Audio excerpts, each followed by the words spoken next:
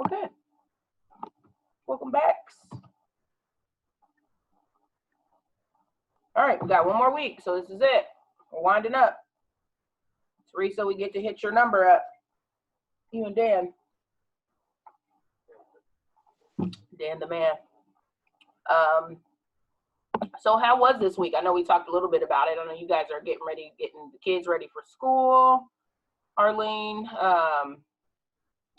is Ryan going back to school next week too, Autumn, or is he still? He started this week. Well, they did online. This week. Yeah. Oh, they started online. Gotcha. How's that going?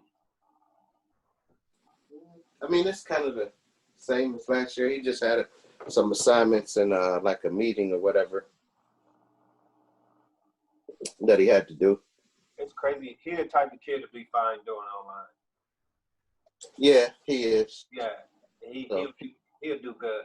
Like, yeah. And they did it last year, so they had like some Zoom meeting, and they had some assignments that they had to complete, and he completed them, and probably was done by noon. So, I don't know. They've had the first couple of incidents of COVID-19 at the schools, at a couple of schools here. So I don't know what their long-term plan is. Right. Well, I forget who I was talking to. I mean, there's going to be kids who get it. I mean, man, it's inevitable. Yeah, true. It's inevitable. So I don't know. Okay. How's he like it though? How's he dealing with it? He doesn't mind since he's done it before. Yeah, no, he doesn't. Yeah, because they did that pretty much the majority of last year. So, probably actually a little bit more bothersome than school. They want to have all these meetings and stuff in class. You could be finished and not bothered, so to speak. Okay.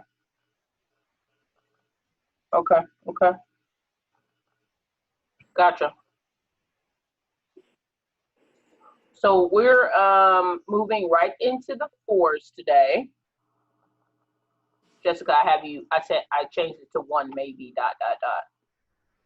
You want to figure it out. So this one I thought was a pretty cool video about love style, which stems from how our childhood messages, which we've talked about before, those your longings that you've had as a child, and how that affected your relationships moving forward. So today, this is about identifying what is your love type, and then what does that look like when you actually pivot into something else.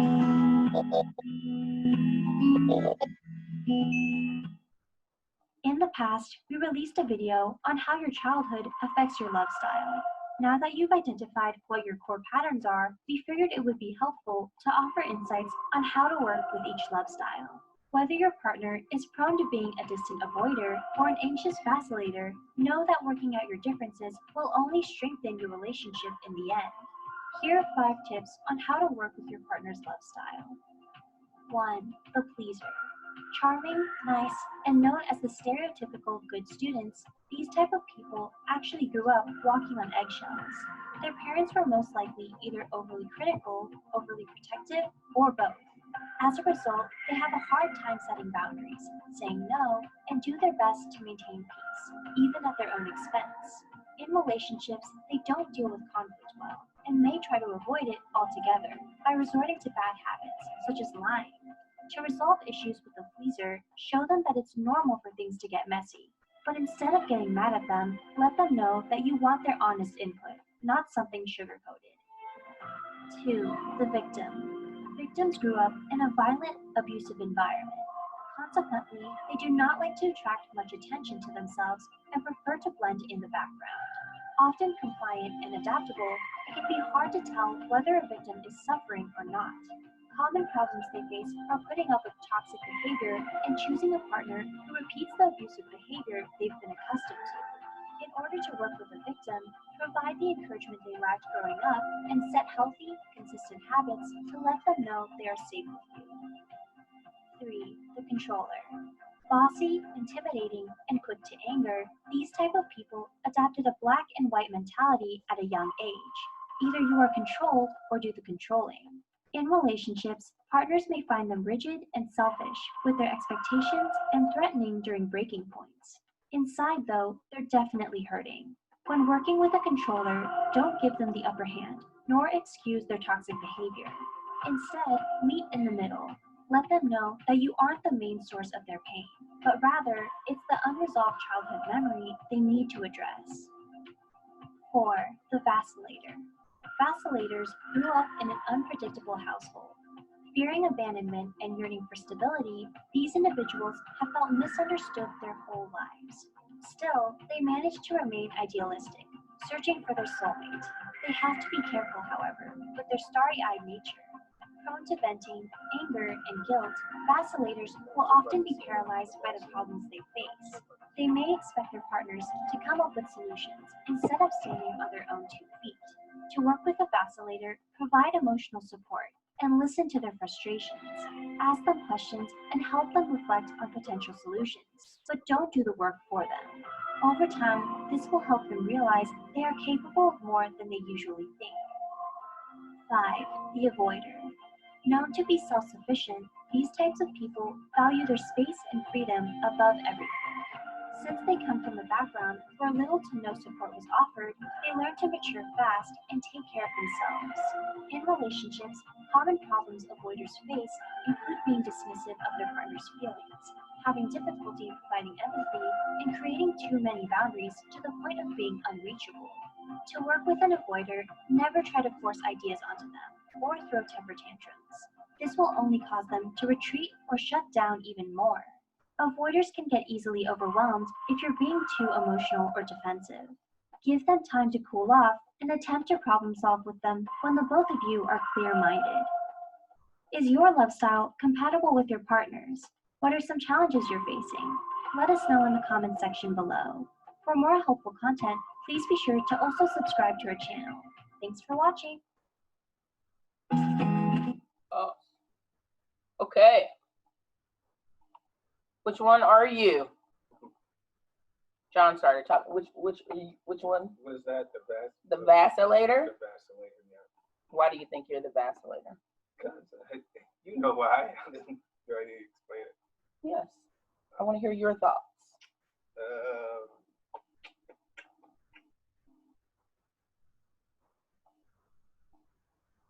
I don't know. Hmm? I don't know. I was trying to bring it back to this so you could see the different ones. Yeah. Well, of course, it started from childhood. Well, I don't know. I was raised by my mom. Not that that has anything to do with it, but I guess it does. And my dad, he was there, but he kind of like shunned me off. So, only person I had to talk to was my mom. So she comforted me, she showed me love, and she gave me, I don't know, what attention. I guess so. I mean, yeah, she gave you attention, some overly attention, though, right? Really? Then you look for that in your spouse. No. Percy. Really? Do I it? live with you. Yes. But I expect that. But then I know I come from a controlling background, very black and white, right? This or that, no gray areas, being dictated to, which is what it was saying. So it's hard to break that, to have someone, you're looking for someone to kind of challenge you and be able to come up to your level and not cower down or back down, which is totally opposite if you look at the two, a vacillator and a controller. And on the other hand, I'm looking for her like to comfort me, to Right. like to just show compassion and it's, So that's difficult when trying to, pay attention to those two. How about you, Arlene? What do you think as far as you and this Aldo? really broke it down. Like, Yeah, like it was short. It was very clear to me that Aldo is a pleaser because that's the one he internalizes anger and he's always pleasing. He's always being nice and kind, and I'm definitely the avoider because I find my space, I detach, and I just avoid conflict. So Right. it was nice, yeah. Okay. I like how it shows you ways to and how to, I guess, not fix, but work it out because you can't fix nothing. It takes time. Yeah. I like how it gave you ideas to work on. Yeah, it'll be included when I send it out. Yeah, that was good. Yeah. How about you, Teresa? I think we're kind of like Aldo. Like I would say I'm kind of the avoider and Bob's the pleaser. Okay. That's pretty apparent, Okay. Nice little dance. Dwayne? Adam? I would say probably controller and freezer. Wow. Okay. That would be my assumption. Yeah. I'm the first one. It was at the pleaser. Yeah. Yeah, I saw myself in the first one. Okay. Yep. Jessica? I don't know if she's still doing yoga. I don't know if she's can. Did you still hear it, or you guys are you over there? I can't see. No. I can't tell. But no, this is actually good. Or Brad? Is that Brad? Yeah, Brad's on. Can you hear me now? Oh yeah, I can hear you now. Yes, Brad is on video. Oh, I think. okay. Can you see him? I think that's him. Oh, Brad's not on video. He's sitting in front of it. We're both listening. Okay. I didn't get a full. Both of us kind of cut out to hear all of those. We'll have to go back and listen to it. Is that a YouTube video that I can look up? Because I'd like to do that today. It'll be a part of the when I send out the deck. You'll be able to click on when you it. said it. Okay. Yep. Okay. The link and listen to it. Okay, we'll do that. We'll do that later. But it was vacillator, pleaser, victim, controller, and avoider. Okay. Yep. Yeah, we'll go back and listen to that. Okay, cool. Yeah, I missed it, but I assume I was avoider. Can you hear Brad? I can. Yeah. Okay, I wasn't sure if we're splitting an ear pod. I wasn't sure if you could hear both of us. Yeah, I heard it. Yeah, I can see you probably being an avoider, Brad. Yeah. I think that's what he said. Yeah, that is what he said. Molly, can you hear it too, or are you waiting to get back to the house? I'm back. I was just inside at my parents', but okay. I didn't hear what was said. I just got in my car. Okay, you guys have to go back and listen too. Okay. But it's a good piece. Yeah, so it is. It really is. As we hop into the fours, some purposeful thoughts from the fours. You can't logic your way through emotion. So stop thinking it and feel it. Come here, go away, don't leave. Can't make up their mind, especially if you guys got a chance to listen to that panel. I thought it was so good being able to listen from a self-preservation, social, and a sexual, and all three fours, all of them being like completely different. There's another one. He's sitting at the doctor. I dropped my lunchbox on my way to school. I'm a disgrace to the whole family. Right? They have trouble finding that balance between how they should feel and what they did. No one gets me. Right? No one gets me. I think I heard all of the panelists say that. No one gets me. I'm not weird. I'm a limited edition. That's that individualism, yes. And I love this one with my boy from I forget the movie, Dwayne with he's like, I'm in a glass case of emotion.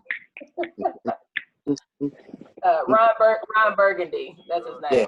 I couldn't think of his name. What's up, Stacy? Ron Burgundy. And then my one boy, I don't know how to feel.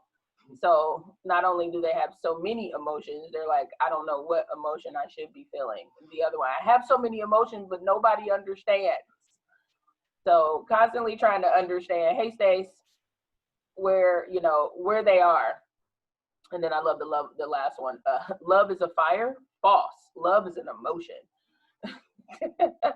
So this is our 4. We love them: the creative, individualist, emotional, unique, supportive, but they're envious exaggerators, but they're gentle and compassionate feelers, which we need in the world. Their motivations, they find to find themselves and their significance. So they're searching. 4s are the searchers. They're constantly searching. Where do they fit? Where you know, in this relationship, who am I? What's my role?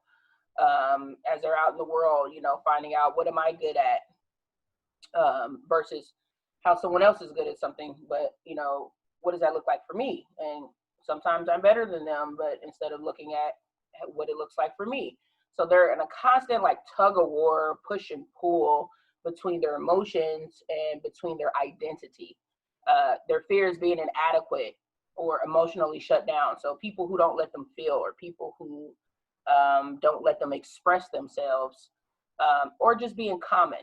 It's constantly about, you know, look at this, or this is what I got, or I can do this pretty awesome thing. So because they're constantly trying to understand who they are and what does that look like for other people, they're putting their gifts and their skill sets on display. However, a very healthy 4 is much like an 8 when it comes to emotional realness and wanting to see things for what they are. So they are very authentic people in a healthy space, and are very good to have around, especially as friends or within business, because they're able to see the creative side of things and plus still see the real and authentic side of things.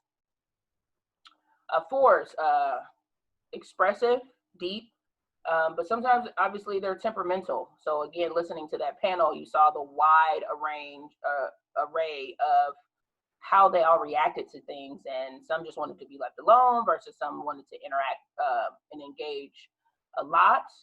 Then some were just kind of middle of the road. So you can't really type a 4 just by saying, oh, they're the overly emotional people. They're very actually complex. Core fears include being inadequate, emotionally cut off, or being plain or being mundane. They do view themselves as being defective or flawed, mundane, boring. So they have a fear of being, you know, just a boring type of person that doesn't have anything special about them, right? They feel they're defective or flawed, so they think something's wrong with them, or that God forgot to make a part of them that would make them like everybody else, or just would make them as cool as everybody else. They have that fear of insignificance, of not mattering to the world or not mattering to a spouse. So that leads them to be more needy and more looking for words of affirmation, looking for someone to tell them, you know, I do love you, and I do want you. So they're the very insecure type when they're in an unhealthy space, because their core desire, they want to be unique, they want to be special, they really are authentic, again, in a very healthy space. But then envy is what plagues them a lot. So it's always about, well, why does such and such have to have this, or why can't I have that, or look at me, I'm just as awesome as they are. So feeling like they're tragically flawed, that something foundational is missing, they want to possess what other people have, or what they feel like they lack. So a lot of the times the 4s have everything exactly like as they need, right? God created us in that space. That's where they need to eventually get to. But because they think they're lacking, they constantly reach out and want what others have, or envy what others have. So they'll make passive aggressive comments around what they see other people doing or having. So being seen, being loved is what they want. That's their core longe. They want to be seen, they want to be loved, and they want to be seen and loved as a unique, special person. So although it's kind of, again, here's that push and pull. It's like they want to be a part of the group, but since I still want to be in the group, I want to be different in the group. So pull me in, but recognize me as an individual is the struggle that the 4 kind of goes through. So their defense mechanism of introjection is avoiding being ordinary, right? To maintain that self-image of being, this is me, and this is, you know, I stand out. They want that to be who sets them apart. Mostly, again, because they already feel like something's missing. They feel like they're already flawed, or something's wrong with them. So therefore, they try to set themselves apart from the group, even though they long to be with the group. That makes sense? When they are misaligned, though, they are very moody, emotionally intense, overly explosive or detached, condescending, or self-focused. Again, this is why I said the 8 and the 4 combination together is very volatile, because it basically looks like 2 unhealthy 8s being together. And obviously me and Stephanie knows how that is in our relationships. So being misaligned between a misaligned 8 and a misaligned 4 is very, very a scary place to be, right? But when they come back into alignment, they're very authentic, they're deep, they're balanced, they're empathetic, and they're good listeners. Okay. Type 4 with a 3 ring, winged, never say wing, ring together. The aristocrat.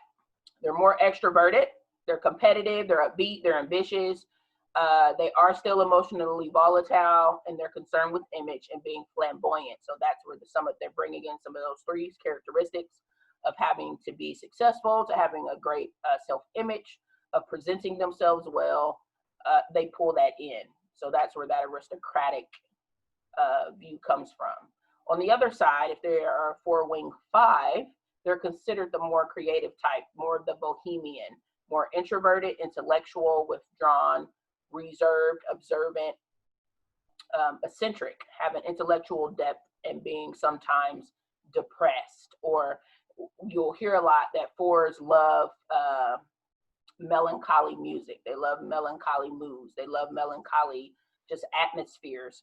So because they kind of enjoy being in that sad space, they're more prone to being depressed, and they're more prone to being detached and withdrawn. And because if they pick up that 5 wing as well strongly, you'll get a very subdued type of person. So that's the difference. That's Brad.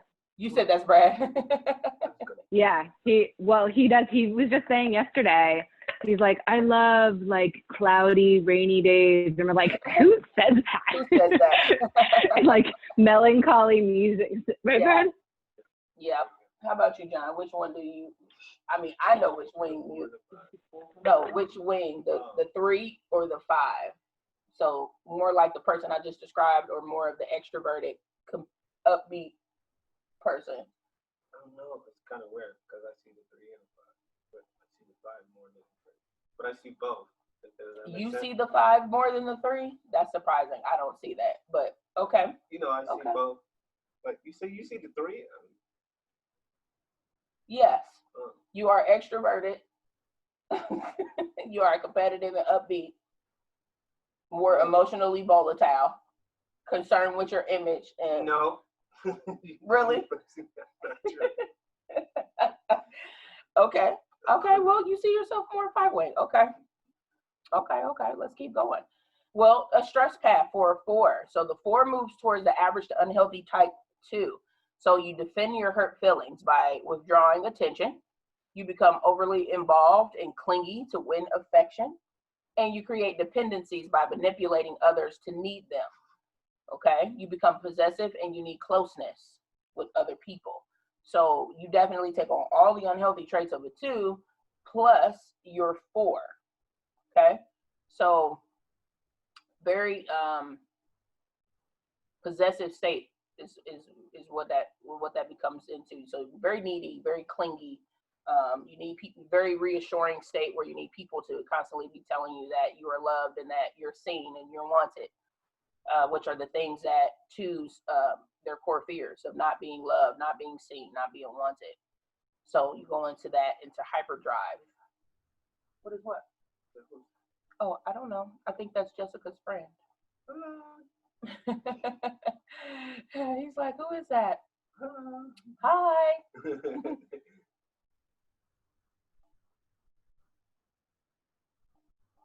Yeah, she says hi. Oh, okay. Growth path for a 4 is you move to the healthy side of a 1. So you become more emotionally balanced and objective and principled.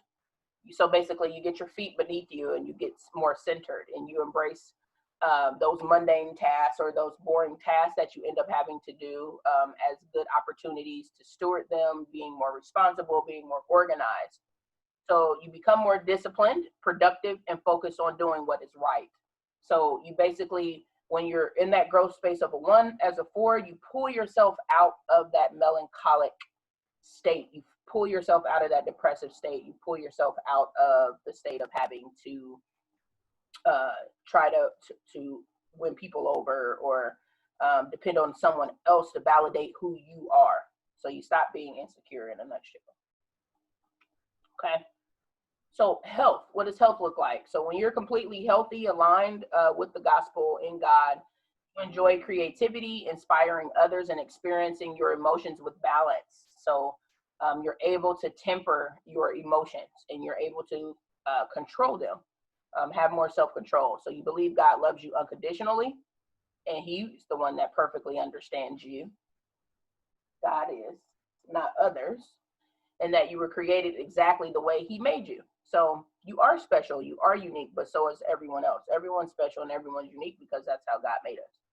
So you let go of envy and you stop comparing yourself to others and you realize you do not lack anything.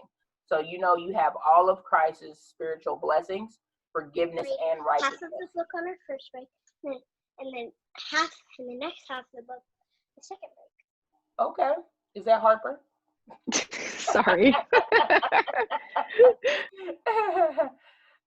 They will acknowledge that everything that they feel, everything that you feel is missing is yours in Christ. So you lack nothing. So feeling insecure is not what a healthy 4 looks like. They leave that secureness in Christ and they know he never leaves them or abandons them or rejects them, and they're wanted, loved, and seen by him.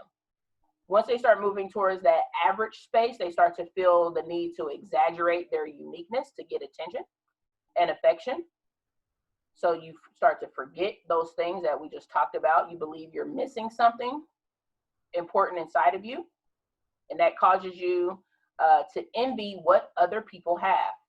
And that's where you start to get into trouble and you start searching for your own uniqueness in the outside world, or the inner world, excuse me, and you're using your emotions and your imagination to try to get there. So you basically detach from what's really going on the outside, and you start to live more on the inside. And I know a lot of the panelists talked about they get in their heads and they start basically coming up with stories or reasons why people do what they do and why that's affecting me and why I'm not good enough and what that looks like. And then they go into a lonely state and they feel misunderstood by other people. Nobody understands me. That's a core line from a 4. Nobody understands how I feel. It's probably better stated. Nobody understands how I feel. And then moving to completely out of alignment or unhealth, they believe that they're unlovable at that point and they're not valued for their authentic self, meaning the way God made them is not okay. And other people think that it's not okay either. So therefore I'm not okay. And there must be something wrong with me. I must be defective. There must be something missing. God must have forgot a piece that makes me normal like everybody else. That's kind of sad for the person. Yeah, it does. Man, that's kind of like, dang. Yeah. That's kind of bad. Yeah. Because then you have no kind of hope. Because even if somebody does come to you, it's like you still put in work, and it's like, don't talk to me. I know I'm no good. Like, yes. Like, how can you connect with that person? Man. Well, it's hard, especially in an unhealthy state, because next piece, like it says, is they start striving to be unique and be set apart. So they start doing things to be seen, which can lead to some very unhealthy actions and behaviors. Mm-hmm. Which means for a person like a 4, you can probably start deep diving into things unhealth, where being promiscuous is one. So having lots of sex and having questionable relationships, having, pornography is probably another one. Because we talked about last week how the other ones are. So all of these, and we don't talk about it in this, but every single number has a connection to a psychological type of disorder.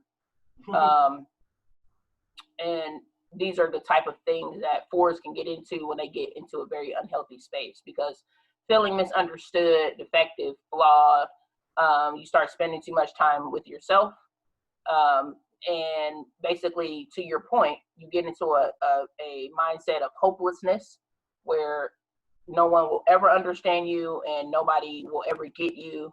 And you plunge into sadness and despair, self-absorption, temperamentalness, moodiness. And actually, a very, very obviously unhealthy four will lead to things like suicide, because they feel like there's no way out. There's no which I can understand, because you feel like you're not being like wanted, so you doing something to feel wanted, like doing anything to feel wanted, like, which is I look at, listen, don't quote me what I'm saying. I look at sometimes serial killers. I think sometimes are for like, because they learning for that attention, and basically that's what they doing. They getting attention. So that can be scary, like you said. That can go down a long hill. Like you can just be a killer or a rapist. Start doing stuff, yeah. And start getting attention. It's like, and then you feed off that attention, so you just get fatter and fatter, and you just get. It's like now you stuck in this. But then you feel like, yes, I have something. I'm not alone anymore. It's like that can be very scary, like that. Yeah, because it's warped, right? And it's what the enemy's perverting your thinking. So if I'm not, that's why it's so important to understand these things about yourself and how the enemy can so easily pull us to the wrong side of things, right? And then to the wrong direction, because we're not anchored anywhere. We're not anchored in Christ. We're not anchored in the Word. We're not anchored to a living hope. Because if you don't have that, then to your point, yes, then you turn to those things which they're counterintuitive. You think that you're getting one thing, but it's actually giving you the complete opposite. Would you say you got something to say, Brad? Apparently I do. No, he does. He shared it with me. Jessica stuff. I think it's interesting. Go ahead. I was just thinking I was much more four wing when I was younger. Okay. When I was. How so? I think the putting so much into wanting to be wanted by others, like for approval. Yeah. So I would do a lot of crazy things to get attention and approval from friends. Yeah. And then I think I started to realize how impossible that was by doing stupid things, that I was actually getting good attention. Yeah. So then I think I came out of the four a little more, but I still think I'm more 4 than 6 in my mind. Well, what's also interesting about that though is in unhealth, he goes to a 7 as a 5. And that's where like he would do like crazy radical, like call them fun things, but it was really an unhealthy level of like risk. Correct. Yeah. Like put my life in danger to get attention type stuff. Yeah, exactly. I think for approval. It's more that exciting, like you missing something, so like, oh, this is exciting, so I need to like jump off this building, jump off the, Well, I think in many ways it was more of a like I didn't feel like I had any self-worth, so it was almost like, well, what's it matter? Like, of course I'll do crazy stuff to get attention, because otherwise, what's it matter? I'm like better off dead. Like, that's where, and that's basically the flawed thinking of an unhealthy forward. And I was telling Dwayne, like, I realize now, as I've been studying this the last 2 years, is that our brother William is clearly a 4. And it's why he constantly talked about his sadness, his despair, but also his self-absorption. and how it was always about him and nobody understood him and blamed everybody else for everything else. And not feeling loved and not feeling wanted and not being seen, but there's the envious part, but everybody else is, and especially my other brother. And so as I've been looking at this, I have a greater understanding of where he was coming from and what that looks like, so that I'm able to better communicate with him now, which has been great, because I understand him on a different level, and he's opened up to me differently when we have conversations, because I get where he was coming from and why he was feeling how he felt. So I was able to look past that, because before, especially as an 8, I was just like, dude, suck it up, Buttercup. Like, you're like, you lived a great life. Like, you lived in the same house I lived in. Like, what are you talking about? Like, I know, but that's what I'm saying. Now that I understand this now, I get where he was coming from, versus how, in my mind, just looking at it straight on, and what we do as a lot as people, right? We do that to people. We do that to our spouses. We don't look at, we don't view them for what's going on inside of them. We view them for how we put it through our lens, and we say, get your life together from our own perspective, versus trying to understand how did they even get here, right? Like, because people always, it took somebody a journey to get to wherever they're at. So there's the power of the Enneagram, having that understanding, so you can learn how to communicate. Exactly.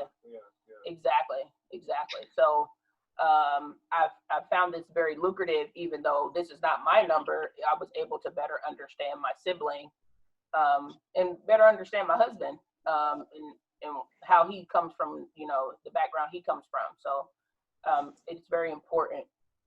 Any other kind of insights here, Teresa, Bob? You guys have anything as far as anything on this piece, as far as just up to this point? I can associate with a lot of that there, but it's definitely not like the main part of it. But there's a lot in there that I can associate with. Okay. Bob, I see a little 4 in you, man. Thanks, bro. Arlene, what are you thinking so far? I know you have a 4-wing. I actually have a 6-wing, but I do have a lot of friends who are 4, and I can definitely see so clear every single detail about how they can be out of alignment. And it caught my attention, the fact that I remember learning that the 7s are the ones, were the ones prone to get addicted to something. Yeah, but it seems to me like 4 are more prone and have like a wider range of things that they can be addicted to. And then you included the promiscuous side of it. So it's very interesting. I didn't know that, this about the 4. Yeah. I was thinking, go ahead. Sorry, go ahead. Go ahead. I was just thinking how I feel like how I identify now, mostly with the 4, is the empathetic. Yeah. And I think what makes sense to me is like, I feel like I better understand somebody's like despair, feeling like in a really bad place, sadness. So it's like, it comes out of me more now in that empathetic of like understanding how people can get there and live there, and how they want to medicate that. So like, I understand like how people get addicted to drugs and like looks like they have a good life and laid down this bad path. So I feel like that's where the empathetic part really comes out of me, is when I can see that in someone else. Yeah. The sadness and despair, and relate to it. Yeah. You also get pretty like fixated on sad things. Like, it overwhelms you because you feel it so deeply. Yeah, I guess. I don't know if you heard that. But I see that in you too, Jessica. Yeah. I do as well. Yes. I see that just too. Yeah, that's true. But you know what? Not to cut nobody, Brad. I think that's why you somehow like connect with me, because really your numbers wouldn't have anything to say to me. It's like, you're not interesting enough. But I think your 4-ness, it draws on to me, so it's like we like connect. I think that's why we kind of connect. Like, really, you're like, dude, you're not even interested enough. You don't have to think enough for me. But we somehow we connect, and I told you about that. You remember? I was like, this dude, he actually wants to know how I feel and how I never knew that, but now I know why. Yeah. Yeah. Yeah. Yeah, that makes sense. Yeah. So let's look at the subtypes of a 4. So again, they talked about this, and they even used some of these same names in the panel. So the self-preservation 4, subtype key, castle, the castle defender. They're very protective of their personal space and privacy. This type sets clear limits and boundaries and is very comfortable living in a relatively solitary life, okay? They have very few close friends. They would much rather observe social life than participate in it. So they definitely keep people at arm's length. They're very introverted. They prefer not to reveal much of their inner self. So they stay very much to themselves. They find it difficult to lower their guard down because they fear of losing their privacy or a sense of safety. So this was that one guy and the first lady in the panel. And he talked about a lot in his life, how he was just to himself and he didn't really want people to bother him. You saw that he basically sat like hunched over, very, his speech was very like metered and monotone, and I don't really like people to talk to me, and I like to talk, to my trees and flowers by myself. So he was very like, very reserved. So those self-preservation 4s are very in tune, like just with nature, with things that are not people. They're the type of people who like to walk outside barefoot and just kind of like touch stuff and be in tune with nature and stuff like from that nature, where they're just by themselves. So then you move to the social subtype of a 4.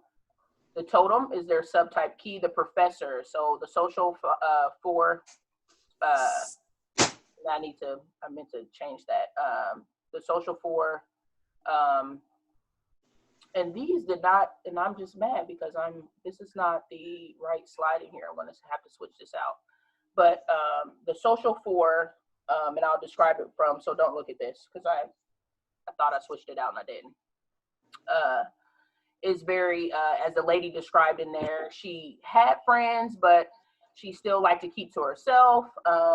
They like to be engaged in social activities, hang out with people where they were able to, again, you heard me talk earlier, I want to be in the group, but I also still want to be myself. So they find ways to stand out among their friends. So they also try to even look at hierarchies within their groups, if that makes sense, so they know where they fit. So I hear John talk about this sometimes, where I told him he was probably a social 4, is where with the group of people that he hangs around, he tries to distinguish what everybody specifically does, right, or what they're specifically good at.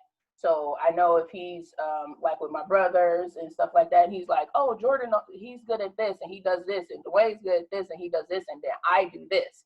So they like to be in social environments and social constructs with one another, but they still want everybody to be individualized within that. Does that make sense?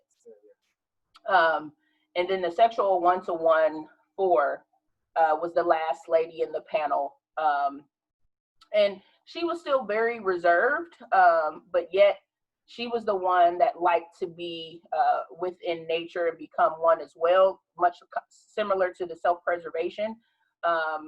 She had worked to the growth state of getting into her body instead of ejecting outwardly. She talked about how she was angry all the time, how she got into arguments a lot with people. This was kind of that rebellious 4 that kind of always bucked the system, and is again to get a rise out of people, to get attention, much like Bradley was talking about. So creating situations or scenarios where people would basically get activated, so that they then, where I mentioned earlier, look similar to an 8, would be very volatile, becomes very emotionally driven, where they're outwardly being aggressive.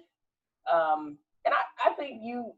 I was going to say show some 1-to-1. I think that is the 1-to-1. So, well, we have a stack, right? So we got to remember with the instincts, we have a most dominant, which is what we go after in environments where we want to be like that. Then we have our most developed, which is basically how you grew up, your experiences made you that way. And then we have our least developed instinct, which is the one that we do not use most often, and that is not the one we prefer. So that sexual 4 is that rebellious 4, that one that is angry sometimes. And I remember you were probably more of that in the earlier part of our marriage than you are now. You're more of a social 4 now, but definitely experience that one. Yeah. I still have it though, but yeah. You do still have it. I have grown a lot to that one to one. Yeah. Right. I've grown a lot. So that's kind of those differences. The self-preservation 4 is very similar to a 5, in which they keep to themselves. They're very quiet. They don't really hang out with a lot of people, like the guy was saying in the video. Then you've got the social ones who love to be around others, very extroverted, but still wants to exercise their individualism. And then you have the one-to-one 4, which is sometimes angry. Well, she was like, I was angry all the time, is actually what she said in the panel. But nobody knew it, right? Yeah. They're like the quiet, angry Hulk kind of person that if you push them to a certain point, they'll blow up at you and become very emotional. So that's one of the ones to look at as far as where do you fit? Which one do you lean to, don't lean to? And I actually have the ones there. That's the one. Yep, exactly. So put to death your core weakness of envy. So this is, again, I want to be different, but also who are you? And if you got something cool, I want what you got too. So that makes them. Okay, go ahead. What were you about to say? Because when you keep saying they want what others have, I have that, but I took mine. Go ahead. We'll get to that part. Well, it's not they want what others have. They like what other people have, and therefore they it outshines them. The 4s want to remain the individual in the room. Okay, they want to be unique and special. So it's not necessarily that I want what so and so has next to me, but it's almost like so and so is taking my shine. So now I envy the fact that people are paying more attention to them versus paying more attention to me.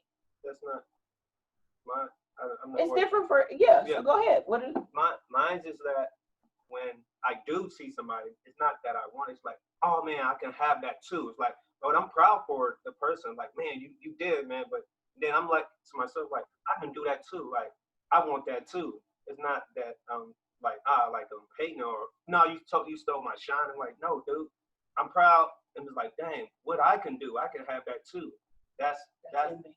Yeah, but my envy is different. It's not. It may look different, but that's still envy. How is that still envy? Because you just said I can have that too. Right. But you're already special, and you have what God has given you. Right. Now, sure, you can go get some new skills, like Napoleon Dynamite. Right. I'm gonna go get these skills out here. Stacey knows what I'm talking about. Say somebody has some sweet shoes, like, oh man, those shoes are sweet. It's like, I'm about to go get those. Like, Show me. Those too. What do you say? Go ahead, Dwayne. Now, I think what John is what he means, and I could be wrong, is when he has an admiration for those. Oh, yes. Good one, Dwayne. Yes, thank you so much. The admiration for others, not necessarily a desire or envy, but just an admiration of their, skills or abilities. Yeah. So I think that's what he means. No, thank you so much, Dwayne. That's absolutely exactly what I mean. Yeah, so you can definitely, and that's more healthy too, though, right? That would be the signs of a healthier 4 versus what I'm speaking of. We're talking about what to put to death. We're talking about unhealthiness and the enviness. But yes, when a 4 works towards the growth of that, it becomes more adoration and admiration. Versus I want what you have versus, man, that's pretty sweet. Like that's cool. Like that's different. So yes, that's what they want to work towards. So that's a good thing. Yeah, thank you so much, Dwayne. Yes, that's exactly what I was trying to say. because in that unhealthy state, they just need to realize that they are seen and they are loved for who they are. They don't need to get someone else's shine in order to shine. They're already shining. That is what they But need I can to see do. that too, though. Swinging across that pendulum of health, aren't we? Yes. The type 4, their struggle, the unending yearning to be a particular kind of person. Someone who is uniquely talented, socially adept, and intensely desired. The nagging longing to be somehow different from who I am in order to be seen and loved. So it is a constant comparison with others and the ideal version of themselves that they've created in their mind. Yeah. So I see the envy more of that, more of the comparison. Yes. Okay. Yes. Constantly comparing myself with so-and-so, and well, they can do that, I can do that too. Here it is. Yes.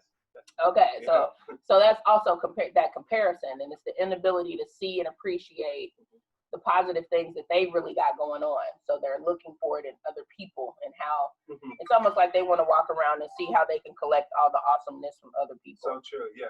Especially Dwayne, I've tried to steal everything from him. Like, Especially when I first met this dude. When I first met Dwayne, at first he was like, "Man, here's this dude. Like, what is this dude? Like, he's always like showing off. But then as I got to know him, like, dude, I want that too. Like, see? Yeah, it's like, dude, I want that too. It's like, right. But he never knew it. This is my first time telling him this. Okay. So he was hating on you, Dwayne. It's all good. I wasn't showing off though.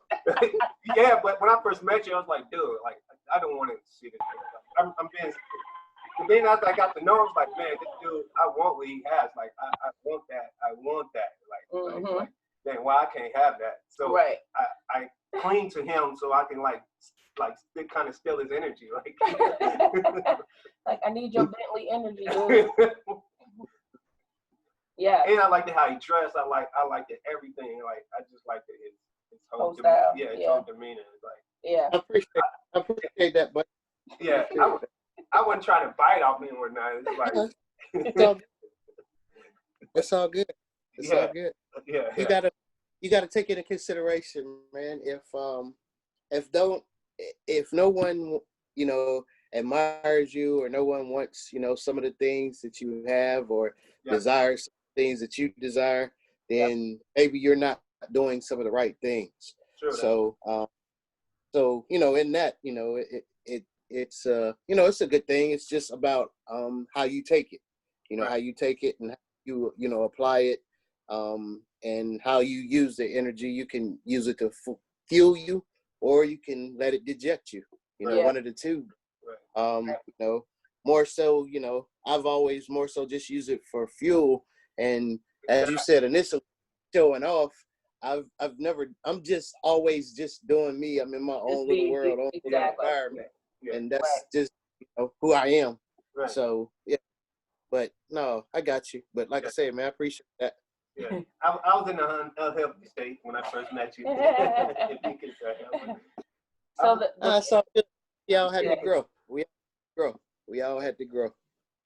So that defense mechanism of introjection, instead of blocking out negative information, the 4 will fully absorb, internalize, and incorporate information into themselves, into a sense of themselves. So they basically, I tell John this all the time, we'll be walking through something, talking through something, and it's always about, well, this is what I would have did and how I would have, and it's like basically they internalize everything and make it about themselves versus looking at the situation from observer type of sense. So that becomes difficult for them. You discount positive information said about you, allowing yourself to cope with painful information and neutralize what you seem to think are external threats. You prefer to inflict pain on yourself instead of responding to criticism or rejection from others. Yeah. When you interject, you can't distinguish between reality and fantasy because it all feels real. It's hard for you to realize that this defense mechanism does not fend off negativity. It actually creates a deep well of self-deprecating statements that continually shame you. Already in the shame triad, it's an emotion that they struggle with. because again, not seeing themselves as valuable or whole, because they're feeling like, again, something's missing. I wasn't made right. I'm defective. I'm flawed. But those are obviously lies. So what were you about to say, man? Because here it is at my job. Sometimes when I mess up, it's like I would say, "Oh, you know, I'm an idiot," before they even say something. It's like, dude, you know, I'm just an idiot. So it's like I'm already saying it before anything even. It's a defense mechanism. Yeah. So yes. So if I say it first, then other people can't say it about me. Exactly. It's like and it's like, oh, I already feel that way about me, so I don't need you to feel that way about me right. too. So so now what? Yeah. So it's that. Yeah. Like, Mm-hmm. go ahead. I already know I'm an idiot. So like I understand that completely. Like, I use it all the time at work. Like, so that's a defense mechanism in order to ward off painful interactions from others or statements from others. I use that with you. I use it with my mom. I use it with everybody. I know. Like even if I don't say it, I'm thinking it in my head. Like I'm already conjuring up defenses. Yep. So the type 4 is a withdrawn stance number, much like the 4, 5, and 9. So you all move away from people when you get into situations that are uncomfortable or that are emotionally charged. In this case, for a 4, so you withdraw and you go away. You don't connect. You seek attention by withdrawing from a boring world and you dive into the unique side of life. You enjoy fantasizing about the kind of attention you'll receive from others if they are authentic and different. You feel hurt when they don't receive this level, when you don't receive the level of attention you're looking for. And so therefore you retreat into your own imagination and into your own longings. Is that healthy? What is that? It is not healthy. Unhealthy. That is unhealthy. Well, I do that all the time. Yes, you do. Withdraw in fear that they won't be able to fully express themselves or have the ideal relationship that they think that they're looking for. So for a 4, they will go through life with the understanding that there is a perfect relationship, there is a perfect girl, there is that doesn't exist. But look, you hear this every day. They're looking for this idealistic world, this idealistic friends, idealistic spouses that do not exist. They're made up. It's fantasy. Why it can't be real?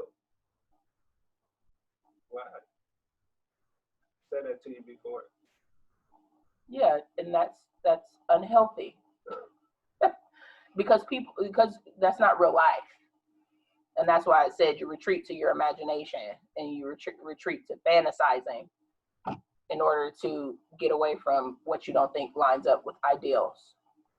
You react to stress or difficulty by moving away from others in the world. You retreat to your inner world. You zone out.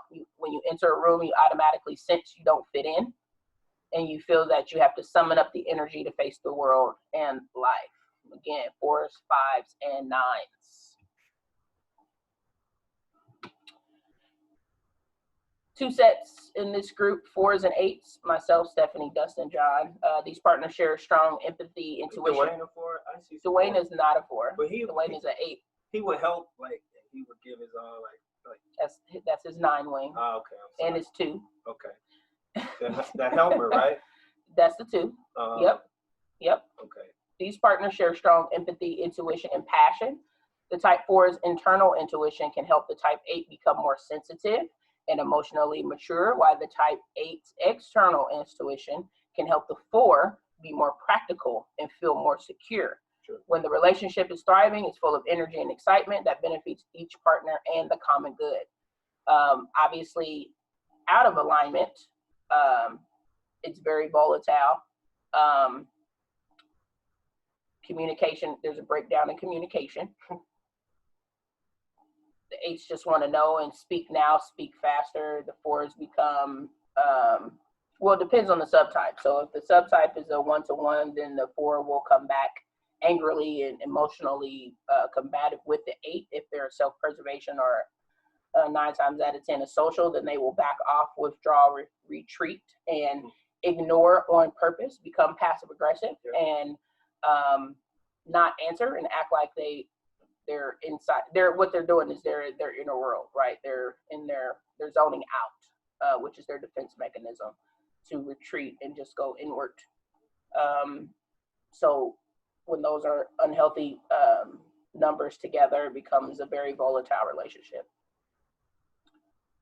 So the approach to conflict for a 4 is you take a reactive and more emotional approach by resolving conflict, and you focus on the magnitude of the issue and your spouse's response to it.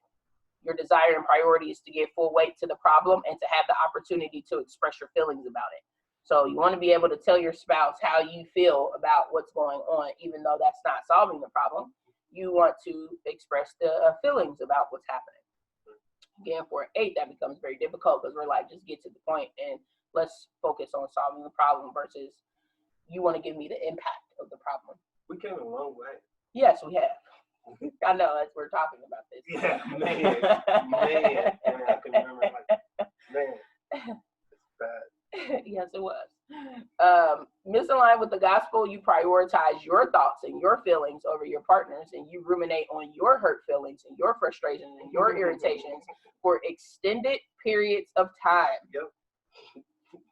Why you look at me? You disengage and you hold on to internal resentment, and you keep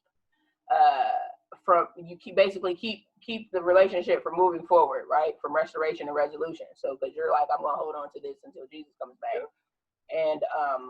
And I'm gonna act like I don't, you're over there, I'm over here, and we don't never connect. You feel shamed and insecure, and you believe the disagreement to be proof that you are flawed, insignificant, or lacking. So any disagreement becomes about why you don't add up and why you don't matter, even though that has nothing to do with what's happening. You get frustrated when you perceive that your partner doesn't understand and thoroughly acknowledge the weight of the conflict. Again, you care about impact and how it makes you feel by trying to ignore it or solve it too quickly. So you don't, because I don't ignore it, but I do try to solve it quickly. This feeling activates your core fear of being emotionally cut off, like you're not able to express yourself, inadequacy or insignificance. So, no, I get it, right? That's why I'm just letting you. No, you see why I was so hurt when we had that talk and I came in the house, like, I wasn't mad. It's just like, I fight so hard for you to understand. They said, I feel like you don't understand me. That is so true. And I have to fight so hard for you to understand. But then here you understand him. He's like, dang, what do you mean? I understand. It's like, dang, here I am. I want you. I have to fight so hard, even to this day, for you to understand me. Like, we're different. But you understand everybody else. It's like, I don't understand everybody else, but I understand those whom I understand. That is crazy. That's not crazy. That even makes sense. Does that make sense? I understand whom I understand. That make anybody? No. See, thank you. Whoever said that. Let me put it like this. I understand 5s, which is why it's easy for me and Brad to talk. I understand 7s. It's my wing. His son, Alondro. I understand Ian, me and him, great conversation. Right. I don't have an issue understanding 2s, me and Adam, instantly. When we met, not a problem. I understand 8s, Stephanie, immediate. Of course, yeah. We understand. So you understand, you understand those people, but that's why you are still learning with John, is what you're saying. Exactly. Okay. Right, but he holds me hostage to that. I'm like, right. If I'm already feelings repressed. Yeah. Okay, let's start there. I'm already feelings repressed. You are in the heart triad and feelings charged, being a 4. So it's almost like I completely don't understand you. Like, I don't understand nothing about you. That is crazy. Like, it just needs a lot of all the time. Yeah. So this I think, Joni, I think it's like easier. And like understanding. I think it's easy for you to understand, like you said, like 7s and 5s. But I think with everybody, certain numbers, it's going to be easier to get them. Like, especially even like your own number. Like if I'm talking to another 6, we really understand each other. Yeah. But you can't understand anybody. It's just harder. Mm-hmm. You know what I mean? Like, that's why you have to put more effort into it, or like you have to listen better. I have to ask more You questions. know, like yeah, right, because it's not going to come natural to understand yes, a certain number for a lot of people. exactly. And all I ask for is grace and compassion to get there. Yeah. It's angry because I can, so it'll be easy with someone else. And like here I am, like, oh my God. But I'm saying, you know how that makes me feel? Like, I'm talking about feelings with people. Because That's hard when it's your spouse. When your Yes, spouse like, just so happens to be a number that's very difficult Very difficult. for you and your number to understand. That's hard. Be very, very different on our opinions. And I'm like, oh my God. He's like, oh my God. I'm like, we're just so opposite. And I'm like, okay, well, give me a minute then, because I got to figure out how to. Exactly. Right. Yeah. Yeah. Give us some grace. I do. Never give up. I always tell Dan, I know I'm going to fail you. I make a lot of mistakes, but just don't ever give up on me. Exactly. I need you to not ever give up on me. Don't give up on me. I didn't give up on you. Don't give up. You got. We got to keep going, you know? Always. Always.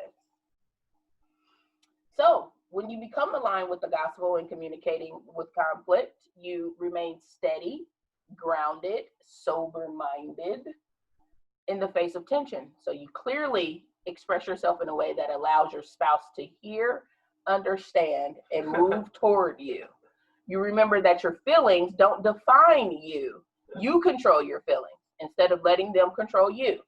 Your approach to conflict is with empathy and self-control, and you consider your partner's perspective, and remember that the disagreement does not reflect who you are. It does not reflect your worth and your significance. It's hard. It is hard. Yeah. But I tell you every single time, when you're this way, we have no problem communicating, do we? No. I'm like, act like a 5. It's your wing. And we'll be fine. No, seriously though. Like, it's when he goes into the whole, I'm going on my emotional roller coaster. Now it's good. Now I just let him go, and I'm like, okay, you'll be back. When you come back, we'll talk. But I used to jump on the ride in the car behind him and go with him, and then that was nuts. So at least I don't do that part anymore. But I wait for him to return, because if I try to engage, and we talked a lot about this with Dr. Chen, if I try to engage, it just becomes very, very, very bad. So I have to wait till he becomes steady and grounded and sober-minded, like it says. So how do we relate to a 4? We're patient and accepting of a 4. We allow them the time and the space to fully convey the depths of their emotions. See, that's what I said. Let them go on their roller coaster, because they're going to go, and they're going to hit all the emotions. But reassure them and listen until they are finished expressing themselves. Why you keep looking at me? Whew, because that's hard. You talking about it's hard for you. Yes. That's hard for me, because I'm like, get to the point. Paraphrase what they're trying to communicate when they're done sharing, to make sure you understood them, and ask clarifying questions. Do not accuse them of being overly sensitive or dramatic. This will hurt and isolate them, causing them to withdraw. Yes, that's I know. Yeah. Yeah. So you just read that. So I did just read that. So you do that to me. I do. And that it's just hard, because I'm like, just say what you're trying to say without all the extra stuff. But then what he just said, it makes me even more like, it does. Like, I know. We're gonna keep working on it. Like, yeah, but you should just talk. If you would just talk, look, see, let's go backwards. If you would just talk, we could have moved on 12 hours ago. But how can I even talk? It's like, you such this. You get out your feelings. Get out that. It's like, Dwayne, feelings in pocket. No, I'm just playing. That's not the right thing to say. So be tender, empathetic, and understanding without trying to change them into what you want them to be. Genuinely express what you appreciate about them, and reinforce that there is nothing missing in them, and that they are very intricately, uniquely made in Christ. Affirm them for their valuable gift of intuition, vision, and creativity, and allow them the space to feel and express their emotions. Encourage them when you see them growing and displaying emotional balance, and believing that they are complete and cherished in Christ. You've done that. You have gotten so much better. That's what I said.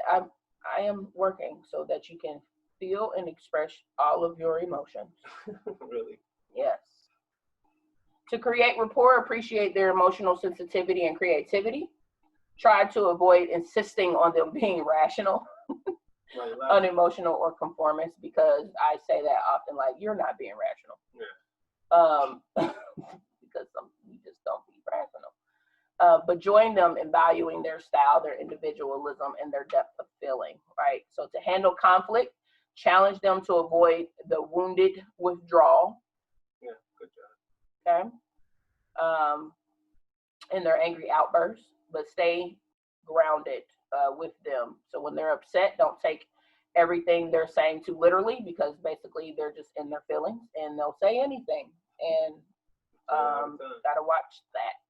Yeah, but you have to be healthy enough to work on that. But you know what? I think so. I get it, but you shouldn't live in that space all the time. True, but here I am gonna say, I think that's every number. When you get upset, you say things you don't mean. Like everybody, I mean what I say. Every relationship, no, it's some things you everybody doesn't. When you in that, because you're upset, so anything is gonna come out. It's like that's any number. I think that's any relationship you're gonna. What do y'all think? I mean what I say, even when I'm mad. Nah, some things you like. I ain't never came back and said I didn't mean that. Yes, you like, I'm sorry, you know. I say I apologize, but I'll never say I didn't mean that. Well, note to self. I mean, I'm just saying, I didn't mean what I said. It might have not came out right, and it probably came out like real jacked up. But you don't need to know it because I've said it to you. Go ahead, Dwayne. I was gonna say some of the stuff you might mean at that moment, but you don't like mean it like for forever. So true. Forever. I agree. So if I'm like, leave me alone, like I mean that right now. Oh, not right. Yeah. forever. Not forever. But you know, sometimes it's taken literally. And well, you said leave me alone, so you don't want to be bothered. No, I didn't want to be bothered right at that moment. See, that's John. Really. So. Well, you said don't talk to you, and I'm like, really? Yes. So sometimes it's meant at that moment, but it's not meant for the long haul. Right. Sometimes, no, I shouldn't have probably shouldn't have said that. So I mean it from that aspect. I shouldn't have said it, or I should have said it differently, or I should have just said it because it was hurtful. But I was pissed at the time. Right. And when I zone out, it's slap. Just like we're good. It's gonna be like Bill Cosby say, it's gonna be a bunch of film. I can't even think of the rest of the words, but it's gonna be X-rated. Right. It's probably not gonna come out very good. Stacey, is that what happens with you, honey? She's laughing. Whoa, what? Do you blink out and go on a tirade? Ask Dan. He would probably be better at answering that question. That is so funny. Yeah, he said. He said, yeah. Hey, I never said I was perfect, but I also said we aren't. That's right. Tell him though too. I'm like, listen, I'm gonna fail you. I'm gonna fail. Okay, but please just give me another chance. I'm sorry. Recorded. I can't say what I was gonna say. Why not? Say it. She's just trying not to be like a family member. What? Oh. What do you mean? She's watching herself. Yeah. Maybe. Yeah. Because she sees herself slowly forming into somebody she's trying to stop. Oh, yeah. Yeah. He's real afraid of Not me. real. She's crazy. No, they're not gonna see this. Talking. Yeah, they're not gonna see this. I'm working on not to be like my mom. Okay. Right. Listen, I tell my mom all the time, I work to be better. And she's like, I'm not that bad. I'm like, you're not that bad, but there are some things. My mom is amazing. People that know her, and she is really sweet, and she has a lot of compassion. But every single one of us can always grow. And what frustrates me is she doesn't hear me, she's already thinking of something else, so she doesn't hear me. I'm like, Mom, please listen to me. I'm only telling you this because I want to help us and you. Don't jump down my throat. If honestly, I wouldn't be in her life. I would be like my sister in her life, which is not there if I didn't have patience with her. And I'm like, Mom, I just want you to hear me. And I don't want to do the same thing that you're doing, but you have to hear me in order to work on that. Like, I'm trying to grow. I want you to grow as well. Exactly. If you don't grow, then that's fine. I can't make you. But like, I have a hard time with people that, first off, they don't want to hear you. Right. And people that just think they know it all already. I'm like, okay, Mom, you don't need to prove your worth to me. You don't need all that you do. I know that about you. Yeah. But like, I'm trying to grow. So like, give me some time to grow with you. And I'm trying to help you because you're a friend too. Not just my mom, you're a friend. But anyway, so I always try to like, I tell Dan, I'm like, listen, I know I'm not going to like to hear it if you tell me I'm being just like my mom, but I do want you to like tell me so then like I can work on these things, because the things I explained to him about her, like, well, you've totally done that before. I'm like, That's like, good, Stacey. Yeah, that's good, Stacey. Yeah. Like, tell me because I want to get better. I don't hear a lot of people say that. Like, that's good. Yeah. Like, well, I definitely want to get better, and I definitely fail a lot, but you don't get better. You fail trying to get better. Like, that's good.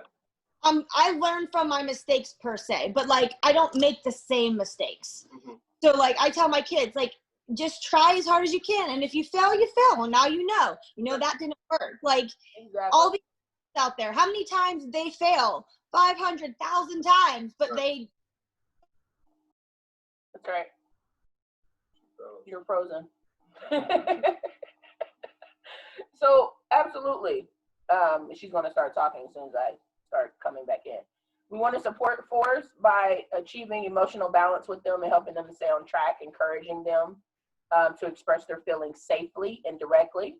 Rather, everybody's frozen? No, they're not. I see the things moving. Or are they? Yeah. Oh, everyone's frozen.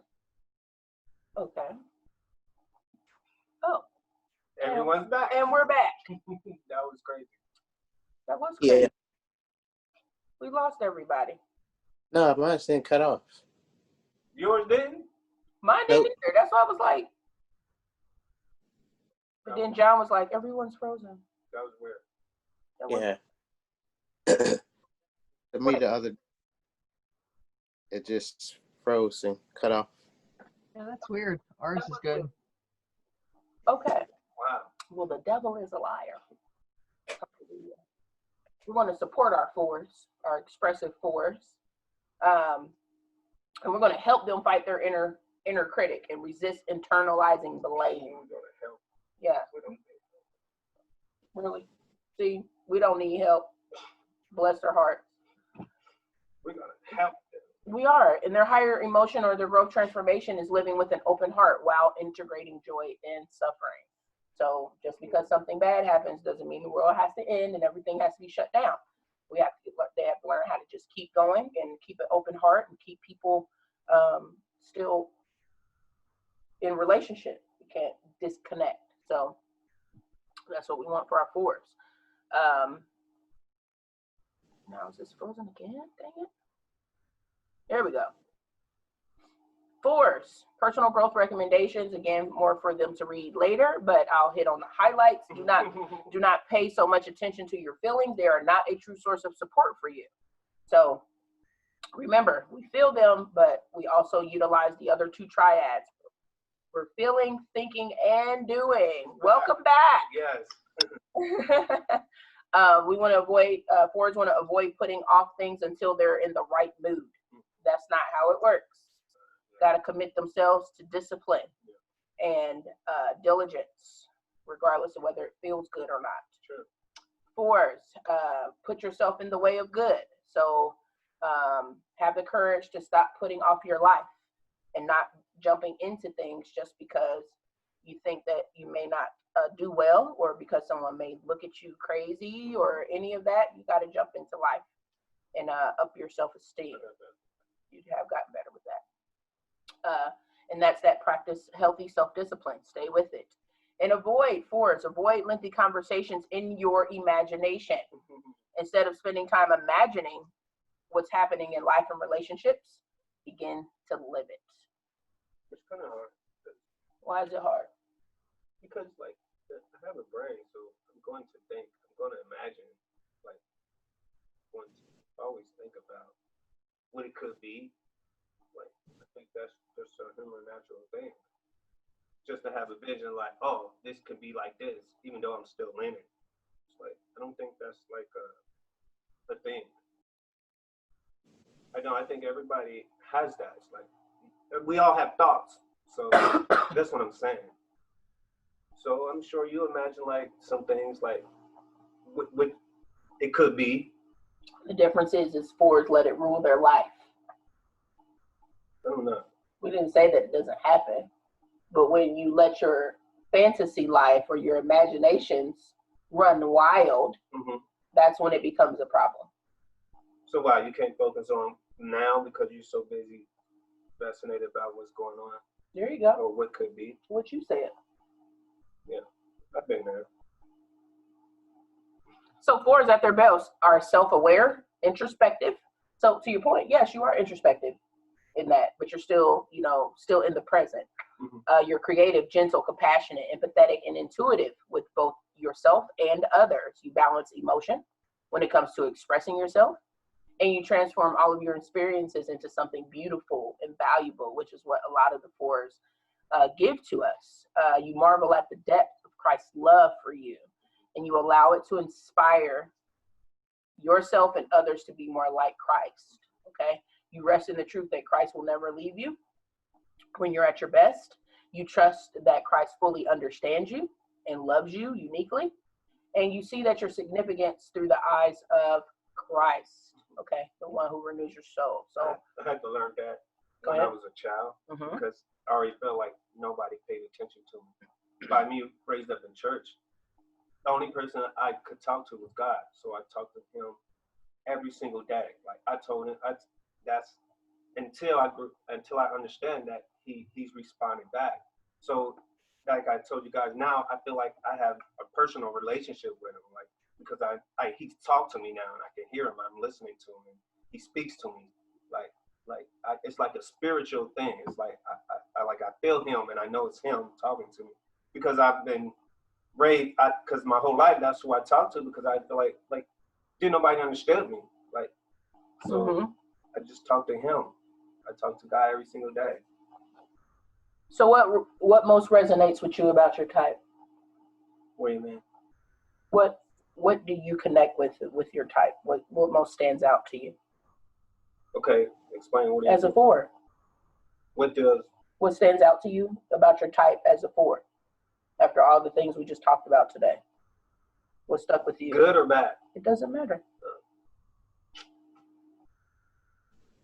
How I'm gonna go with that for some reason. How I can't procrastinate. I just need to do because I have all these thoughts in my head. It's just the doing part. I need to do it, not just fantasize about it. Because I can fantasize so much and then it's gone, and then I miss my blessing. And what I tell you all the time, I don't want to miss my blessing. I don't want to miss no blessing that God has for me. By me fantasizing, He said He will give it to somebody else. Yeah, somebody who wants it. Right? So I soak in that a lot. Okay. Because I do fantasize a lot.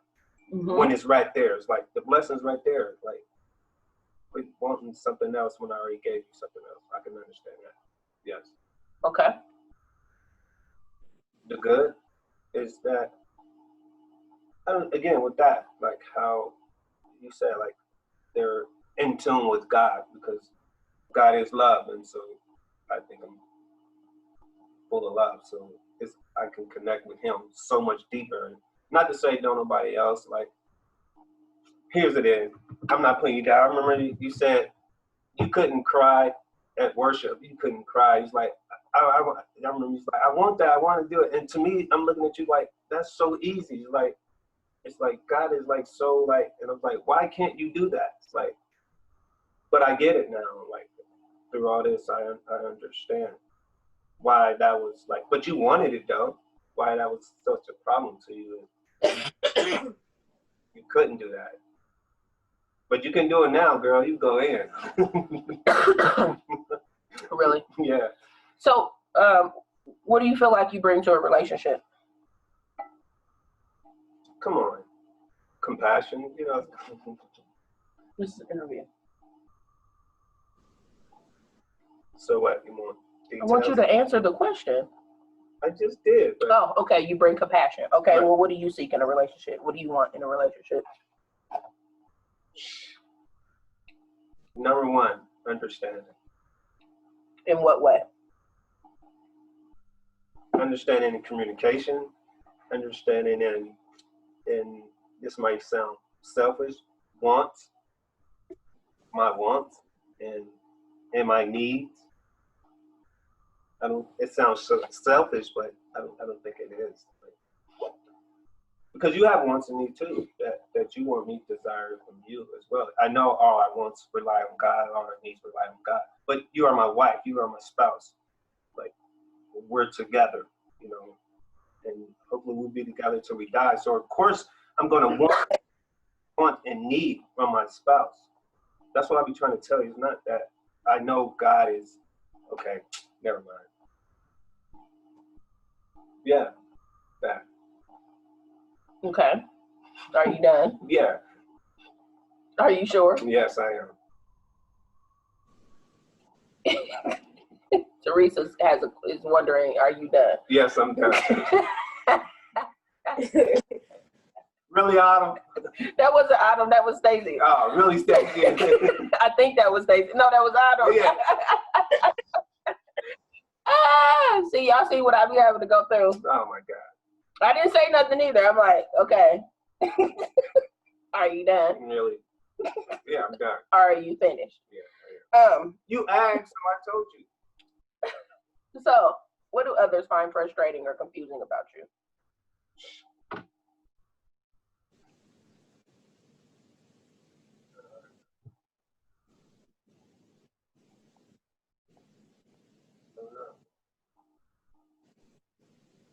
You're not being a very good interviewee. I'm sorry. I felt like it was a really hard time to answer these questions when she asked me that. I'm like, I don't know. I have no idea right now. I'm on the spot. Okay, say it again. Okay, here. I'm going to answer the best way I can. What do others find frustrating or confusing about you? What do others find? How can I answer about others? Because they will tell you. Because I tell you what frustrates me about you all the time. That people, go ahead. You say I go in la la land, like, so I'd be somewhere else. And I take one word that you said and I run with that for like a whole 3 months. And I'm still dwelling on that one word you said. But I miss everything you said. Is just that one word that resonate with me. Mm-hmm. Because that's what I pay attention to. Mm-hmm. So that would be very frustrating or confusing. Yes. Mm-hmm. So, are fours past, present, future? Like, how do they think? Fours are past, which he knows, and that annoys him. Everything is about that. That's too. So I can sympathize with you on that. 4s, 5s, and 9s are the past. Yeah. Time orientation when it comes to their communication. So true. Yes, and 7s, 8s, and 3s are future oriented. Because I do that because then you can have a better understanding of what I'm saying than the present. Because that didn't happen in the present, but it happened in the time. So it's like, here's a situation. You be saying, give me an example. So of course I had to go back in time to give you an example because it doesn't happen in the present. Okay. Absolutely. So that's why I'm always. When do you feel your most different example? What'd you say? Sometimes we just need a different example. Exactly. Yeah. Sometimes we just need a different example. Right. Jen will bring stuff up that's like forever years ago, and honestly, I don't even really remember it to answer questions that he's asking me through it. So I'm like, can you give me something that's like more recent? Oh my God, you sound like hers. Like, but. But it's like you don't always understand how we think. We don't understand how you think. So we're just trying to bring them together to That's right. Even ground of understanding. That's right. We cannot get mad at our spouses for asking clarifying questions, guys. Okay? Why we understand how people think? Yeah. What'd you say, Dwayne? I said, why are we trying to understand how people think? So you can have effective communication. That's why. To understand how we got where we got so that we don't have to come here no more. That's probably the problem is we keep revisiting these same places because nobody had got an understanding. I thought to get an understanding of what they say and maybe their actions, not necessarily how a person thinks. Oh, you're never gonna really. No, you're right in that. I guess they were using the words interchangeably, but yes, okay. The idea is the understanding piece, not necessarily how you think. Because that's complex. That is complex. That is complex, and it would take a good person with a very good communication background in order to fully explain how they actually how they got to their thought process, how they arrived where they got. But if you got time, if I will sit there and explain to you how they, I can walk you through how I got to where I got to. I would love to do that to you. Okay, so I think what like a lot of couples, you're trying to understand how your spouse would think, maybe what they say, and all that stuff.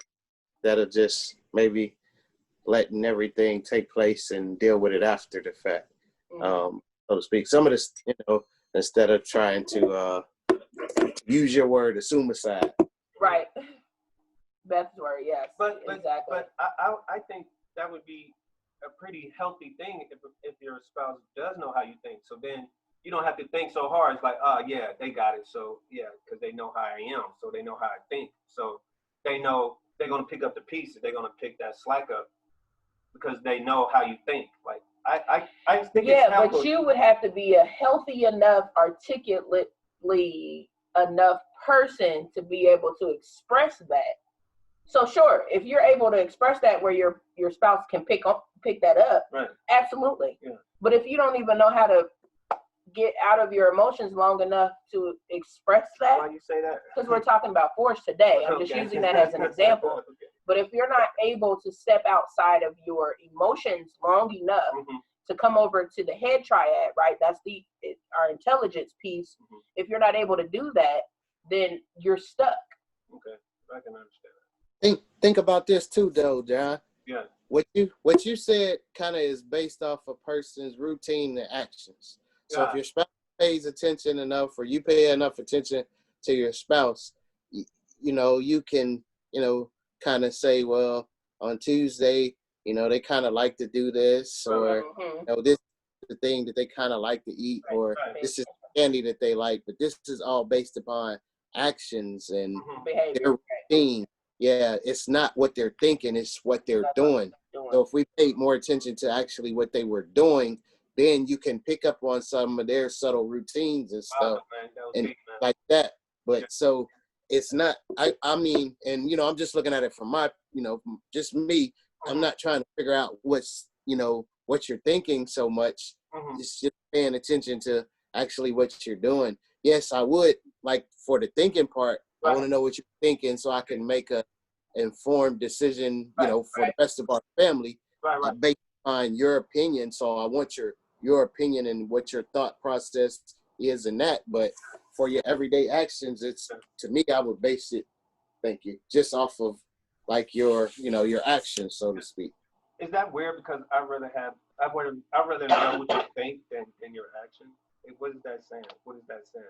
But I understand you, Dwayne. Like, yeah, you got to have both, yes. But I'm more worried about how you think. It's because of what you're used to doing. So you're used to thinking and feeling. Me and Dwayne are used to thinking and doing. Oh, okay. So that's why. So we're in the gut triad. Yeah. So we will always look at what somebody's doing. Right. Before we even look at what they're thinking or how they're feeling. Right. Because in our mind, the greatest thing to say for the gut triad is we believe in actions over anything else. Because what he said, I was like, no, I'd rather know how you think. It's because you're in a different triad. Yeah. That's crazy. But that's why. But to Dwayne's point, you got to have both. So you got to have all three. Okay, yeah, all three. But yes. We're talking about like thinking and doing. So yeah, you got to have both. Like you got to know what you think, and then you have to know the do part, the doing part, and the impact. All three. Okay, and the impact. We didn't talk about that, but yeah, and then the impact. Yes. I think yes, that is so true. We've been talking about the impact all day. Okay, yeah, if you have an impact, yes, all three. Emotions. Yeah. Yes. Because it helps your family, it helps your kids. It's like, you know, now the impact is helping your kids and helping your family. That's the impact, right? You got to think through, who does this affect? Why do we care? Because it can affect your kids. Yes. It can hurt, damage your kids. Like, So something might be a right decision to do, right? But it also might scar them emotionally. Yeah. So it's important to think through the entire triad when we're making decisions about things. Mm-hmm. Like we talked about a while ago. What do I feel about it? Mm-hmm. What do I think about it? What am I going to do about it? So walking yourself, that's being whole. That's that's being, you know, utilizing the triads of intelligence. That's good. Thank you, Dwayne. All right. Thank you. Got some pieces in here on spiritual renewal. Again, an exercise, a reflection, and a growth step. And the last piece is your virtue of a 4 is, I can never say this word right. Who can say this word?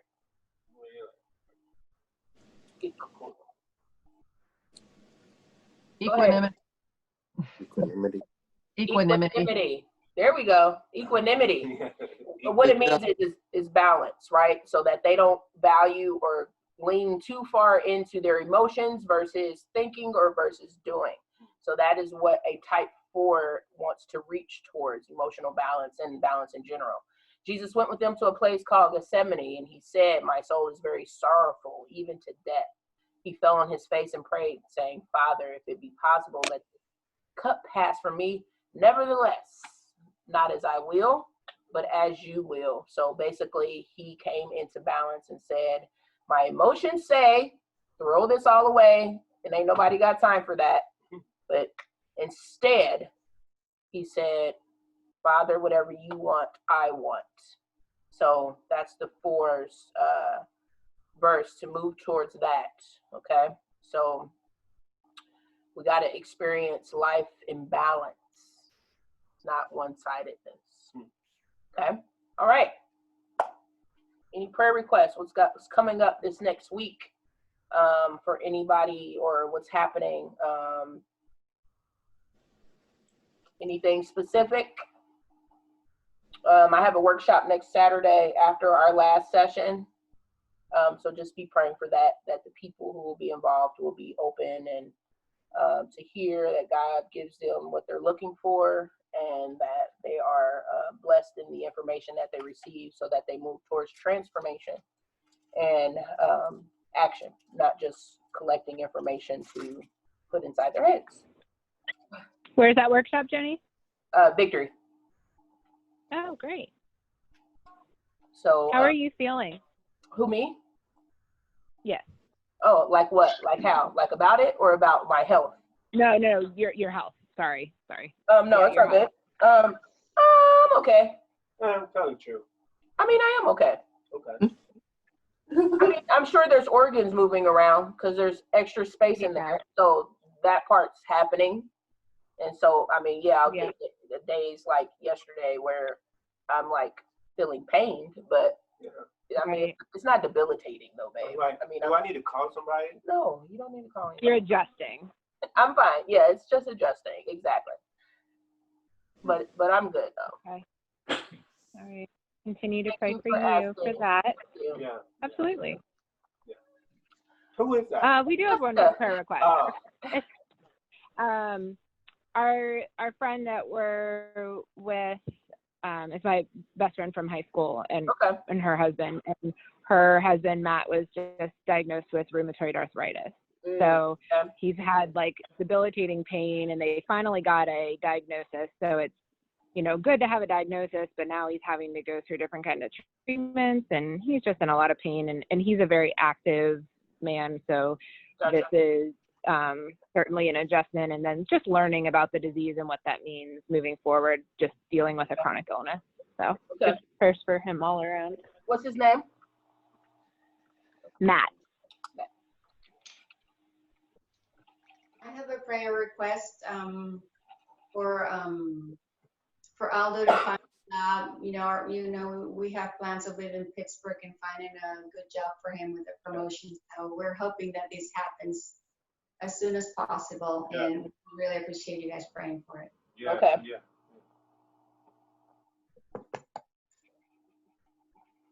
All right. We have an well, actually, I think this is new since the last time we met. The land that we were looking to buy, he accepted the offer. So we have inspections coming up on Monday. So we need everything on the systems to go well with that. We was praying for that land. Yep. Awesome sauce. Thank you. Yeah. Very welcome. What else? Actually, Brandon, I didn't tell you this yet, but our neighbor, their son has COVID. He's 12 or 13.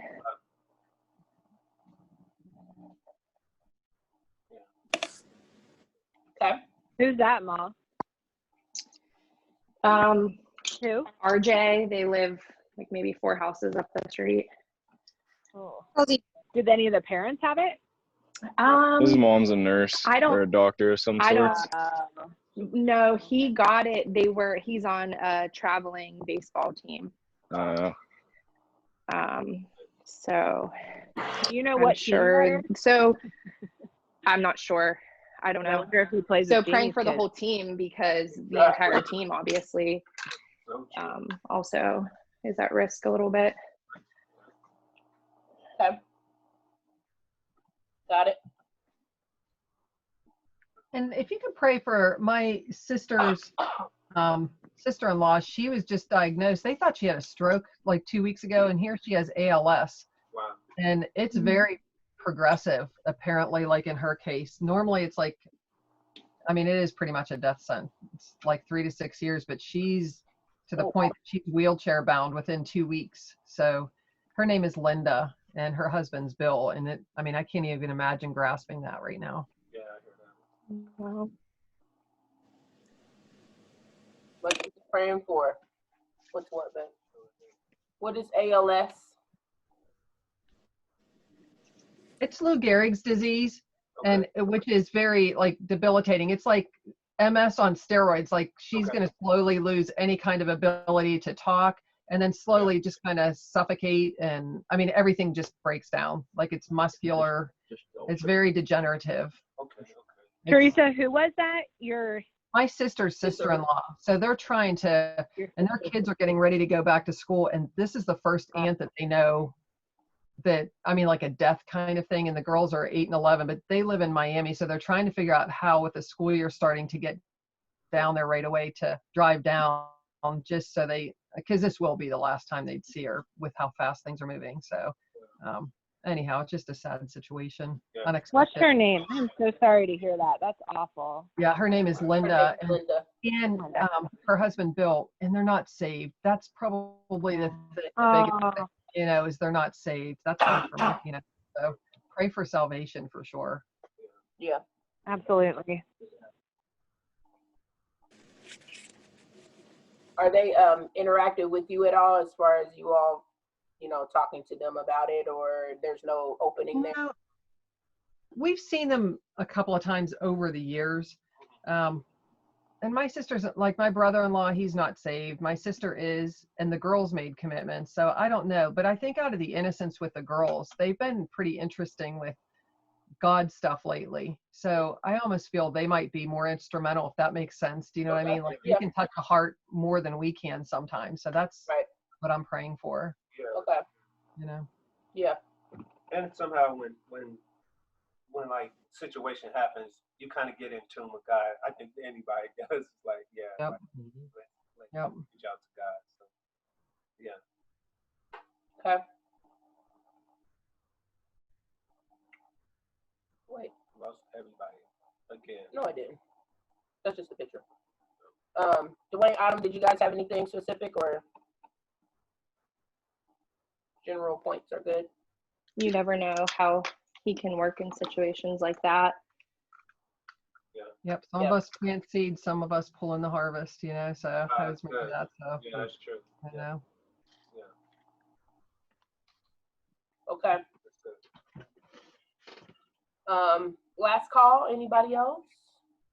Make sure I've captured everything for everybody. Okay. I got a crazy deadline this week. So, Okay. And that everything comes together and nobody loses their mind. Right. I know that's right. Thank you. You're welcome. Okay. So we'll be praying again for the Hesses inspection on Monday on the land. Everything goes well. No issues there. Jessica's friends, Matt, for his health, for their understanding of what's going on there and how to navigate what that looks like, as well as for Aldo as he's searching for a job and you guys are looking to move. So kind of twofold, as well as a job and where you guys are going and how that move's going to go. Teresa will be praying for Linda and Bill. Obviously a door to open for salvation, whether it's from the girls or from you or from anyone who'll be able to lead them into that, as well as for what's happening with the ALS and that while we're waiting on salvation, that God slows the disease and God slows that down from happening too quickly. But there's time and redemption there. As well as you said his name was RJ, Molly, young man with that got COVID. RJ, right? You said RJ? Yeah, it's RJ. Okay. Yep. Praying for RJ and his team as well. And then also lastly, Bob, with your deadlines and what's happening at work, that there's grace there, there's compassion there, and there's ability to align strategically on how to make things happen productively and efficiently. So and they won't lose their mind. They will not lose their mind in Jesus' name. Amen. So awesome sauce. Thanks everybody for stopping in today, even those enjoying the beach today. Right. But yeah, we'll have to make a group trip and go up to Erie. That'd be great. We totally should. Yeah, I don't know where we're going to stay or anything, but sure. Campfire. Definitely should look into that though, so we can connect like a final marriage retreat in Erie. So I'm down. We'll have to look into it. Jessica, you're more familiar. I know you've been up there. I know a lot of you guys are familiar. Teresa, if there's like a place that you guys could look at for like groups or something like that. Yeah. Even if it's a hotel, I mean, but just look in how are you guys like the second or last weekend in September? Okay. Do you guys have anything planned going on? I'd have to look at my calendar. I don't think so. That's not too far, babe. That's like you have family up there, Joni? Yeah, Miss Regina, right? Yeah, and my uncle said so. We're actually away like the 19th through 26th, but that's fine if you guys go. We'll be at the other beach. We'll be at Rehoboth. So. Where's that?